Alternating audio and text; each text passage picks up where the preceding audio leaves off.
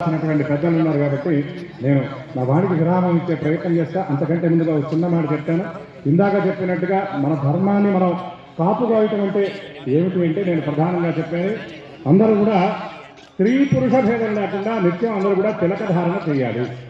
ఇది వాళ్ళందరికీ మనం అలవాటు చేయాలి. రోజు భస్మం కానీ సింధూరం కానీ లేదా కుంకుమ కానీ వాళ్ళకి వాళ్ళు అలంకరించుకునేలాగా వాళ్ళ అలవాటు మనం చేయాలి తప్పకుండా.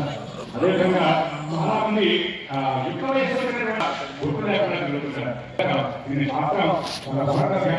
చెప్పుకోవడానికి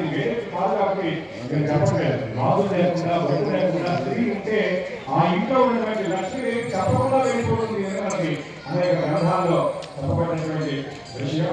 అదేవిధంగా ప్రతి ఇంట్లో నిత్యం దీపారాధన చేయాలి. ఇక్కడే స్టేజ్ దగ్గర విషయం ఏంటంటే భగవద్గీత గురువని చెప్పారు. ప్రతి ఇంట్లో కూడా భగవద్గీత అనేది తప్పకుండా ఉండాలి. ఒక్కసారి చాలా సంతోషం. సింహభాగం చాలా మంది పిల్లలు ఉన్నారు. లేనటువంటి వాళ్ళు తప్పకుండా భగవద్గీత ఇంట్లో చదివేటటువంటి అవకాశం